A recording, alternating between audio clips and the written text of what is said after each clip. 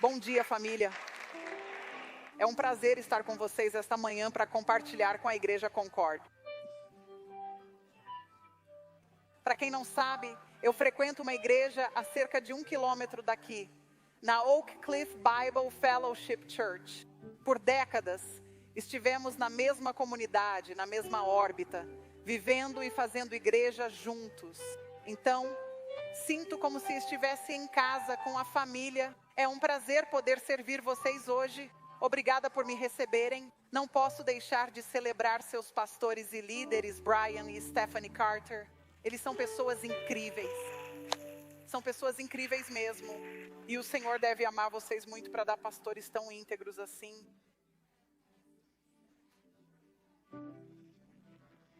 Íntegros no casamento, na família e no ministério. Isso é muito importante.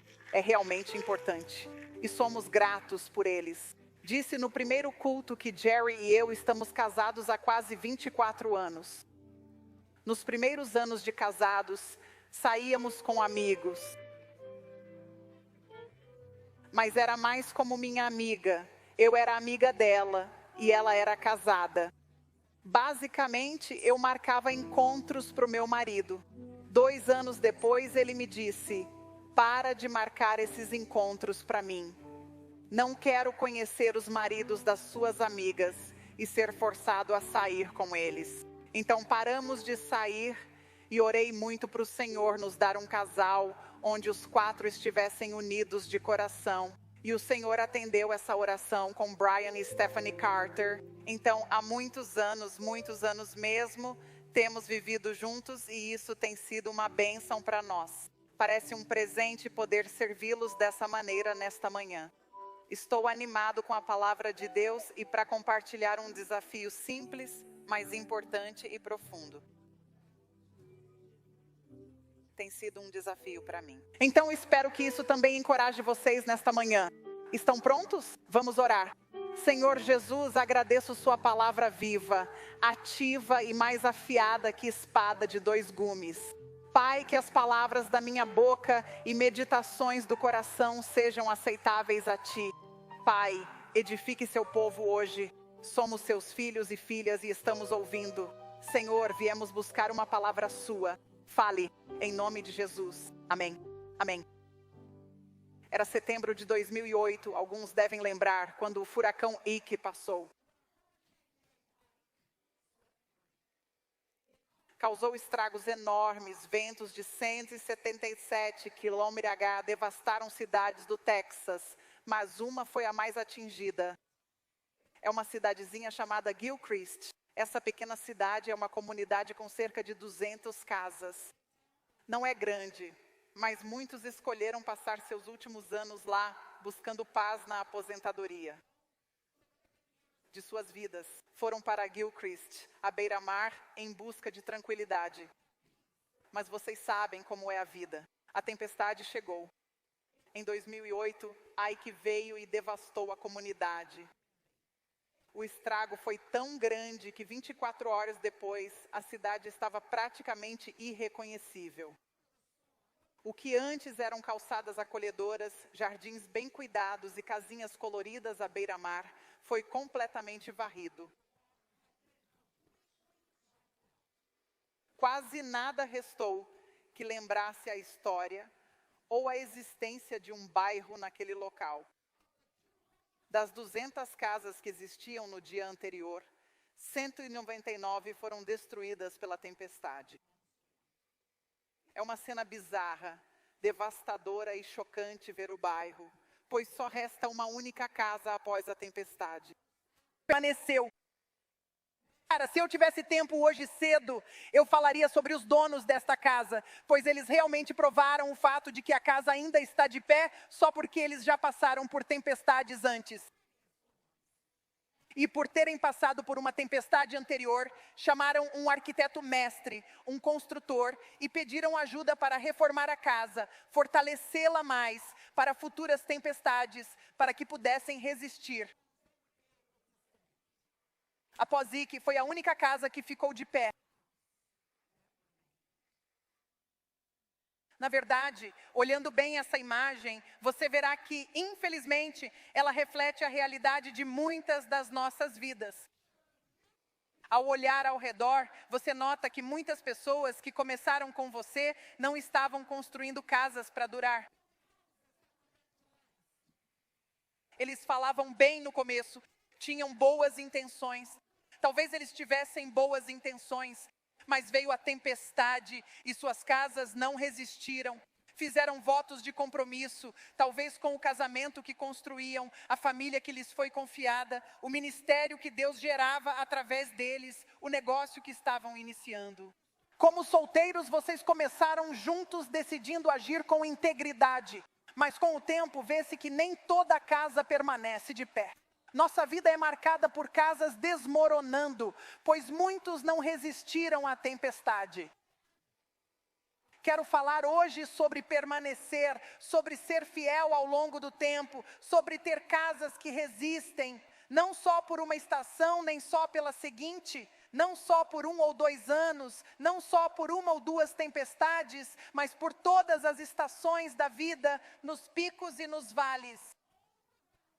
Você e eu precisamos nos comprometer e garantindo que o que o Senhor nos confiou, as tarefas que Ele nos deu, os propósitos que Ele pôs em nossos corações para a sua glória, que no fim nossas casas permaneçam de pé. Onde estão os santos que permanecerão? Onde estão os santos que serão fiéis? Onde estão os que decidiram que aconteça o que acontecer? Eu já decidi que eu e minha casa serviremos ao Senhor.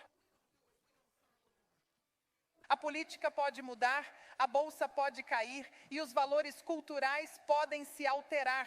Mas decidi que minha esperança está só em Cristo e sua fidelidade, e que seremos fiéis ao longo do tempo. Pessoal, muita gente está pulando fora, vocês notaram?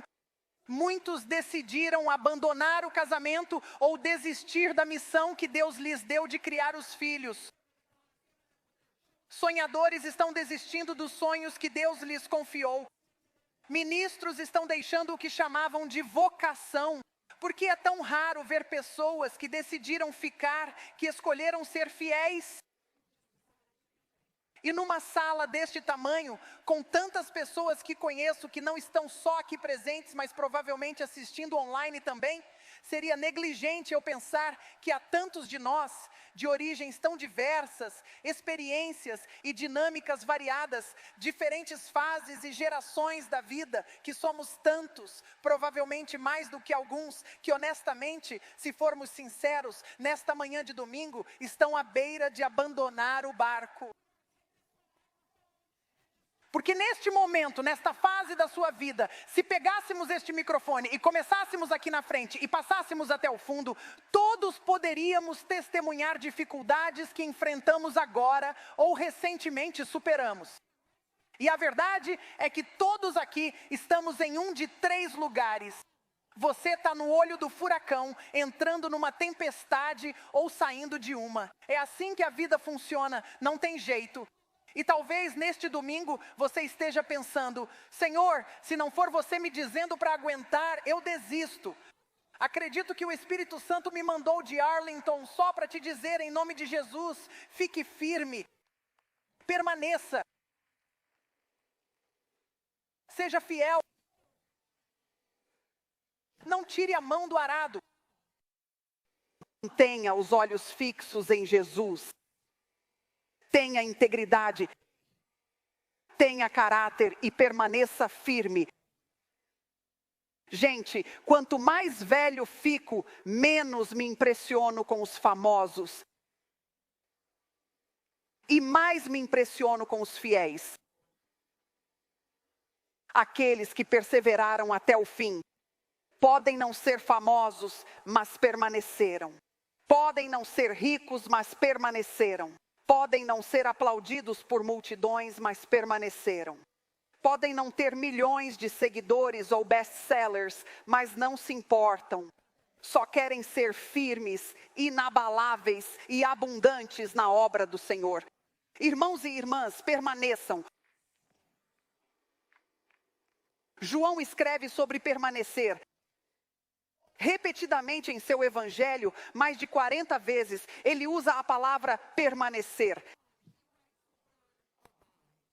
Essa é a palavra para ficar, permanecer, habitar. Aprofunde suas raízes e seja constante. Em suas cartas 1, 2 e 3, João, estudiosos as chamam de trio da permanência. O trio ou trifecta do permanecer.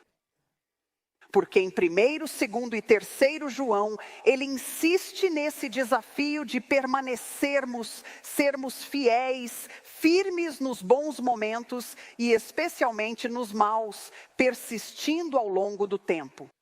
Quero ler alguns versículos de 1º João, capítulo 2. Lerei os versículos 13, 14 e depois o 28. Diz assim: escrevo a vocês, pais, pois conhecem aquele que é desde o princípio. Escrevi a vocês, jovens, porque venceram o maligno. Escrevi a vocês, filhos, porque conhecem o Pai. É tão importante que ele repete quase igual no versículo 14. Escrevi a vocês, pais, pois conhecem aquele que é desde o princípio. Escrevi a vocês, jovens, pois são fortes. A palavra de Deus permanece em vocês e venceram o maligno. E então o versículo 28. Agora, filhinhos, permaneçam nele. Algumas traduções podem dizer, continuem nele. Para que quando ele aparecer, tenhamos confiança e não nos afastemos na sua vinda. João diz: vou revelar agora o motivo pelo qual peço que permaneçam. Qual é a razão, o seu porquê, que determinará se você escolherá ou não? Escolherei ser fiel ao longo do tempo. Ele diz: permaneçam, fiquem, sejam fiéis, construam uma casa duradoura. E ele diz: vou explicar porquê. Versículo 28, porque Jesus está vindo, é por isso. Porque Jesus está a caminho. Escutem, não falo em teoria. Digo que o céu vai se abrir. Afirmo que a trombeta vai soar. Declaro que Jesus está voltando. Ao retornar, olharemos nos olhos do Salvador e prestaremos contas desta vida. Primeiro, responderemos se tínhamos um relacionamento com Deus pela fé em Cristo. E logo após selarmos isso, o Senhor olhará nossas vidas para ver se as casas que nos confiou ainda estão de pé. Se fomos fiéis com o tempo, talento e tesouros que Ele nos deu deste lado da eternidade. João diz que queremos manter nossa casa intacta porque a eternidade está à vista. E quando a eternidade está sempre em mente, irmãos, lembramos que um dia Jesus voltará. E aliás, acho que esse dia está chegando mais cedo do que imaginamos. Ele diz que manter a eternidade em vista muda como lidamos com as coisas terrenas, suas decisões, reações às pessoas, palavras, passos e direção nos negócios, ministérios e relações com cônjuge, filhos e netos. Ele diz que você vai querer construir uma casa ao longo do tempo, pois você prestará contas desta sua casa. Nos versículos 13 e 14, João aborda especificamente o fato de que há estágios e épocas de permanecer fiel. Ele reconhece que nem todas as fases da vida serão iguais. Ele diz: escrevo a vocês, filhinhos. Depois diz: escrevo a vocês, jovens. Isso é a adolescência. Então ele diz: escrevo a vocês, pais. Ele reconhece os estágios da vida, fases de desenvolvimento, progresso e maturidade, cada um com seus desafios e alegrias. Há diferentes tempestades em diferentes estações da vida, mas ele escreve para cada estágio, para que você permaneça firme onde quer que esteja nesta manhã de domingo. Ele diz: Desafio você a ficar até Deus te liberar, para ter uma casa forte que dure ao longo do tempo. Por uns momentos, vamos olhar esses 3 estágios de fidelidade para ver onde estamos nessa progressão. A última linha do versículo 13 nos inicia. Ele diz: escrevi a vocês, filhos, e explica por que escreve quando estão nessa fase de crescimento. Diz: escrevo a vocês, filhos, porque vocês conheceram o Pai. Ele escreve quando estão na fase inicial. A palavra original, traduzida como crianças, se refere a um bebê. Pense no que os bebês fazem. Descansam nos ombros de quem mais os ama. Não produzem, não geram, não oferecem muito. Só relaxam no abraço de quem os deu à luz. Aprendem a reconhecer a voz da mãe ou do pai. Eles aprendem que podem ser amparados, cuidados e nutridos por quem lhes deu a vida. Ele diz: escrevo a vocês, filhinhos. Quando você está na infância, em qualquer fase da vida, talvez tenha acabado de conhecer Cristo como Salvador. Você está apenas começando a jornada espiritual. Ou você acabou de dar os primeiros passos no sonho que Deus lhe confiou para esse empreendimento. Ou você está começando no ministério, construindo o trabalho que Deus lhe deu. Ou vocês dois acabaram de dizer sim no altar. Você está apenas começando esta família. Você está em algum estágio inicial da sua vida. Ele diz: escrevo a vocês, filhinhos, nessa fase, porque o objetivo de construir uma base sólida para a sua casa, o propósito da sua vida nesse estágio inicial, deve ser, versículo 13, conhecer quem é seu pai. A fundação da sua casa não será firme se você não conhecer seu pai.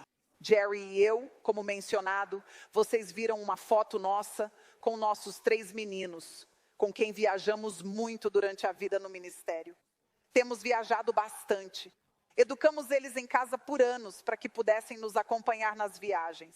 Um dos lugares que os levamos há uns 5 anos foi a Cidade do Cabo, na África do Sul. Como estudavam em casa, planejei o que aprenderiam sabendo que iriam à Cidade do Cabo. Sabíamos com 1 ano de antecedência que iríamos.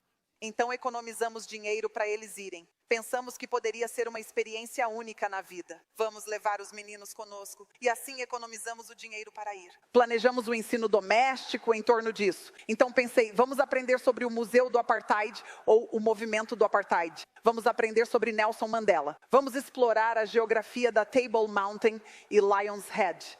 E talvez até ver animais nativos da região online. Meu objetivo era que 6 semanas depois pudéssemos ver tudo isso pessoalmente. Levamos os meninos e acho que eles pensaram que estavam indo de férias. Hoje não. Acordar todo dia e ver o que a bela Cidade do Cabo tem a oferecer. Vamos aproveitar ao máximo essa experiência. Eu estava acordando bem cedo. Eles ficavam mal-humorados por ter que levantar. Achavam que iam só relaxar no hotel. E eu dizia, não, vocês vão ver tudo isso e vão gostar. Um dia vocês vão me agradecer por isso. Eca. Então, arrasto eles e o Jerry por aí, fazendo-os ver a Table Mountain. Vamos ao topo da Table Mountain, vamos ao Museu do Apartheid, vamos de balsa até Robben Island para ver onde Nelson Mandela esteve. Visão por todos esses anos. E uma das coisas que fizemos foi acordar antes do nascer do sol e viajar 2 horas fora da Cidade do Cabo para fazer um pequeno safari de meio-dia. Queria que eles vissem, e eu também, animais que só tínhamos visto online. Então entramos num jipe aberto. Havia um guia muito animado conosco. Ele sentou na frente do jipe e começamos a percorrer o parque. Vimos muitos animais que nunca tínhamos visto pessoalmente antes. E lembro especificamente quando paramos perto de uma manada de zebras. E me lembro claramente de pensar quando o cara parou perto das zebras, pensei, espero que ele não gaste muito tempo falando sobre zebras, pois podemos vê-las no zoológico de Dallas aqui perto. Não precisamos de explicação sobre zebras. Mas depois que ele parou e explicou, fiquei feliz que o fez. Ele apontou um filhote, um potro que estava com o rebanho. Ele disse, estão vendo aquela zebrinha ali? Ele diz: parei na zebra para mostrar o filhote, porque é a primeira vez que o vejo com o rebanho desde que nasceu há umas 2 ou 3 semanas. E ele disse: quero explicar o porquê. Ele falou que as listras de cada zebra são tão únicas quanto as digitais humanas. Não dá para ver a olho nu, mas especialmente o padrão das listras bem no meio da testa de cada zebra é tão distinto quanto as digitais humanas. Quando nasce um filhote de zebra, a mãe o afasta do rebanho nas primeiras 2 ou 3 semanas de vida, porque o objetivo dela é garantir que o filhote não se distraia com o padrão de listras na testa das outras zebras. A mãe quer que o bebê foque só nas listras da testa dela, para que quando ela o trouxer de volta para todas as outras listras, o bebê nunca ficará confuso sobre a configuração das listras que realmente pertence a quem o deu. John diz que devemos conhecer nosso pai porque vivemos numa época que tenta nos apresentar muitas listras parecidas. Se não for cuidadoso, você será enganado. Você precisa saber que só pelas listras dele você foi curado.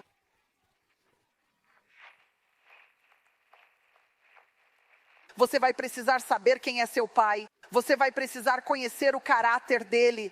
Você vai precisar reconhecer a voz dele. Você precisa saber como ele se relacionou com Moisés, Josué, Ruth e Esther. Você o verá no Novo Testamento como o verbo que se fez carne e habitou entre eles. E eles contemplaram sua glória, a do unigênito, cheio de graça e verdade. E o motivo pelo qual você precisa saber é para que quando a cultura apresentar uma versão modernizada deste Jesus, aquele que se cala diante da injustiça e baixou seu padrão de santidade, você seja capaz de ver essa versão e dizer: não é quem ele é, porque eu sei quem ele era. Você precisa ter dedicado tempo para realmente conhecer quem é seu pai. João diz: não pule esta parte do processo. A infância é para a intimidade. É para você conhecer quem é seu pai. E vocês jovens neste domingo da juventude na casa de Deus, escutem, não pulem ou neguem esta parte do processo. Não cedam à pressão de ser algo além do que são agora, apenas conhecendo quem é seu pai. Nesta cultura de correria, que diz que temos que produzir mais, fazer mais e ser mais. Não, às vezes só precisamos sentar e conhecer quem é nosso pai. Os pediatras dirão para não balançar bebês cedo demais nas pernas, resistir à tentação de pressionar as pernas muito cedo, pois mesmo a menor pressão, já que os ossos são maleáveis, pode causar uma leve distorção na coluna. E você não verá isso de imediato, é ao longo dos anos, é conforme eles amadurecem, é conforme o corpo cresce. Você notará que tem só um pouquinho, o menor desvio na coluna, e nunca darão o passo porque houve pressão demais muito cedo. E gente, temos uma geração de jovens que sofreram pressão demais cedo demais. E você não vê isso no início, é mais tarde. Vidas, quando andam com um mancar espiritual, com moral errada e consciência distorcida, é porque não tiraram tempo para conhecer quem é seu pai.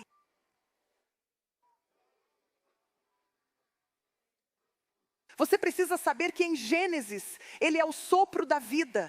Em Êxodo, você deve vê-lo como o Cordeiro Pascal. Em Levítico, conheça-o como seu sumo sacerdote. Em Números, saiba que ele é o fogo noturno. E em Deuteronômio, ele é o guia de Israel. Em Josué, veja-o como escolha da salvação. Em Juízes, como guarda. Saiba que em Ruth, ele é o parente redentor. Em 1º e 2º Samuel, veja-o como nosso profeta confiável. Saiba que em Reis e Crônicas ele é soberano. Em Esdras, veja-o como escriba fiel. Em Neemias, como reconstrutor. Saiba que em Esther, ele é sua coragem. E em Jó, ele é o redentor eterno. Veja-o em Salmos como canção da manhã e em Provérbios como sabedoria. Em Eclesiastes, ele é tempo e estação. No Cântico dos Cânticos, é o sonho do amante. Em Isaías, ele é o príncipe da paz. Em Jeremias, é o profeta que chora. Em Lamentações, é o clamor por Israel. Em Ester, é o chamado contra o pecado. Em Daniel, é o estranho no fogo. Em Oséias, é o eternamente fiel. Em Joel, saiba, ele é o poder do Espírito. Em Amós, são os braços fortes que carregam. Em Obadias, é o Senhor, nosso Salvador. Em Jonas, é o grande missionário. Em Miqueias, é a promessa de paz. Em Naum, é nossa força e escudo. Em Abacuque e Sofonias, traz avivamento. Em Ageu, ele restaura o que estava perdido. Em Zacarias, ele é nossa fonte. Em Malaquias, é o sol da justiça com cura. E, gente, isso é só quem ele é no Antigo Testamento. A verdade é que se esperar 400 anos e virar algumas páginas, verá que em Mateus, Marcos, Lucas e João, ele não é só Deus. Agora, ele é o seu Messias. E no livro de Atos, cheio do Espírito, ele é o fogo reinante que desce do céu. Em Romanos, ele é a graça de Deus. Em Coríntios, ele é o poder do amor. Em Gálatas, ele é a libertação da maldição do pecado. Em Efésios, ele é nosso glorioso tesouro. Em Filipenses, ele é o coração do servo. Em Colossenses, ele é Deus e a Trindade. Em Tessalonicenses, ele é nosso rei que chama. Em Timóteo, Tito e Filemão, ele surge como nosso mediador e pastor fiel. Em Hebreus, ele é a coragem eterna. Em Tiago, ele é quem ainda te cura quando estás doente. Em 1 e 2 Pedro, ele é nosso pastor fiel. E em João e Judas, ele é o noivo que vem buscar sua noiva.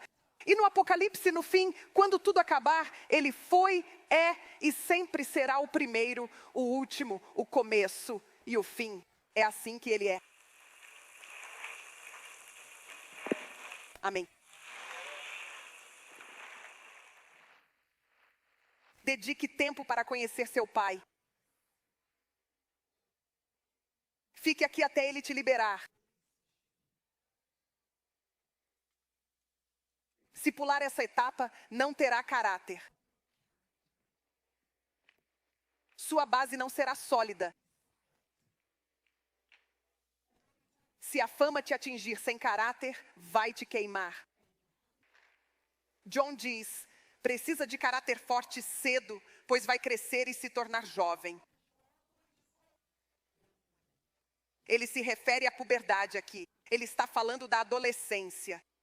Diz, saberão nessa fase, verso 13, escrevo a vocês que venceram o mal. Repete no verso 14, escrevo aos adolescentes porque são fortes. É a fase em que você ganha músculos. Nossos meninos estão enormes, gente. Eles estão enormes. São gigantes. Sempre foram gigantes. Alguém me ajude a alimentá-los. 13, 12 anos, já dava para ver que seriam garotos fortes. Mais ou menos nessa idade é que eles cresciam até uns 1,88. Calçavam 47, já eram grandes há muito tempo, e é por volta dos 12 anos que eu percebo a força deles, o quão poderosos são. Porque é nessa época que eles conseguiam me jogar no sofá quando lutávamos, me prender, e eu pensava, pronto, eles me pegaram. Alguém sabe do que estou falando quando percebe que os filhos te superaram? Foi por volta dos 11, 12 anos, com cada filho que percebi, agora vocês vão ter que lutar com o pai, não dá mais. Só nos últimos anos da adolescência que o pai permitiu que os técnicos adicionassem pesos ao treino deles. Antes ele dizia, não, são muito jovens, podem fazer flexões, mas nada de peso até ficarem mais velhos. Quando começaram a levantar peso, o poder dentro deles começou a se manifestar externamente. Surgiram bíceps, tríceps e os peitos ficaram definidos. Aí começaram a andar sem camisa pela casa, achando que tinham estilo Eu dizia, menino, que nojo, põe a camisa. O poder já estava neles, mas agora ficava evidente por fora. John diz que essa é a fase da adolescência. Você sabe que está nela quando a vida fica pesada. O peso do casamento, da paternidade, das finanças, do trabalho ou do ministério.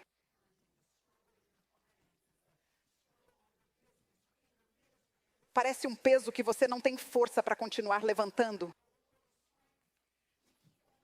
Ele diz, escrevo hoje para que permaneça nesta fase, pois é quando muitos desistem. É quando as pessoas jogam a toalha e abandonam a missão de Deus por ser pesada e difícil. Mas se persistir, é nesta fase que você ganha força espiritual. A força dentro de você começa a se manifestar externamente neste momento. Falo de quando as pessoas veem em você uma paz que supera todo o entendimento. Uma alegria ancorada em algo diferente. Com esperança quando todos ao redor estão desesperançados. De alguma forma, ainda há um sorriso em seu rosto. Por que ela reage assim? Por que ele fala assim? Por que ele anda assim? Como ela consegue fazer escolhas assim? É porque a força interior está se manifestando exteriormente em você. É quando nossa fé deixa de ser algo intangível. É músculo espiritual. É a estrutura que mantém nossa casa de pé ao longo do tempo e nas tempestades da vida. Não desista nesta fase. Se hoje você está lutando e quase desistindo, o Espírito Santo diz, permaneça. Fortificação espiritual chega à sua casa agora em nome de Jesus. Você precisa de base sólida e estrutura firme, porque ele diz, escrevo a vocês, pais. Vocês se tornarão mães. Note que ele não diz adultos. Ele diz, escrevo a alguns pais espirituais, são pessoas que resistiram ao longo do tempo. Eles passaram por tempestades e têm cicatrizes, feridas e hematomas para mostrar quando enfrentaram furacões, granizo e chuvas fortes, com ventos de 180 km/h contra sua casa. Mesmo assim, nesta fase da vida, sua casa ainda está de pé. Pais espirituais são aqueles cuja casa permanece firme e estão dispostos a abrir a porta e dizer aos que vêm depois, entrem, sentem-se na minha sala e deixem-me testemunhar porque servir a Jesus ainda vale a pena. João diz, escrevo a vocês, pais, porque conhecem aquele que é desde o princípio. É o mesmo João que no início do seu evangelho, capítulo 1, versículo 1, disse, no princípio era o verbo, e o verbo estava com Deus, e o verbo era Deus. Ele está falando de Jesus. Ele diz que precisamos de pessoas que caminharam com Jesus tempo suficiente para serem capazes. Sem medo quem Jesus é e que ainda vale a pena servi-lo. Precisamos de pessoas numa cultura que generaliza Deus como uma opção, em vez de uma entidade incomparável e única. Precisamos de quem declare sem vergonha que Jesus é seu nome e vale servi-lo, não por ouvir de outros. Não, é porque sua casa ainda está de pé e ele provou ser a pedra angular em suas vidas. Precisamos de mães e pais espirituais na casa de Deus. Gente, não é para ir à igreja e todo mundo ser millennial. Vamos lá. Deve haver mães e pais que possam contar a história. Que testemunhem que ele é a pedra angular, o lírio do vale, aquele de quem o profeta falou. E para eles, não são apenas clichês. Eles dizem isso porque são testemunhas vivas de que Jesus vale a pena.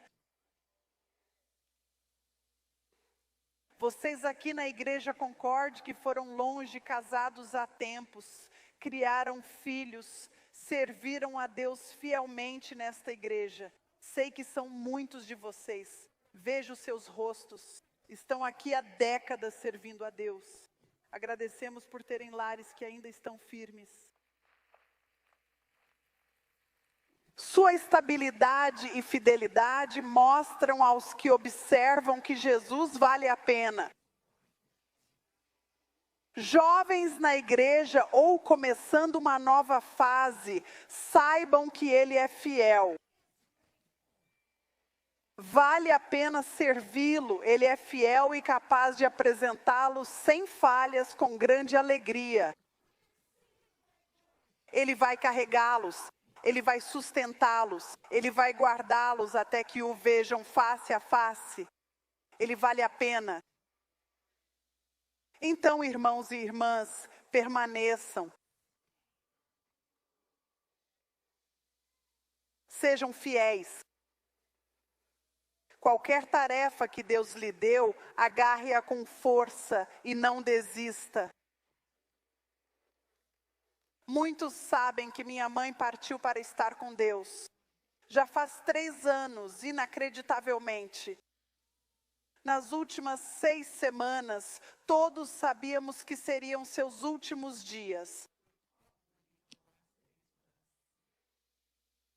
Nós 4 filhos, nossos filhos e os filhos deles. Os bisnetos dela lotaram seu quarto na casa onde crescemos e papai ainda mora. Estávamos lá na cama com ela, todos juntos e amontoados. Naqueles últimos dias, quando ela ainda podia falar. Ela passava o bastão da fé, olhando-nos e dizendo: não o soltem.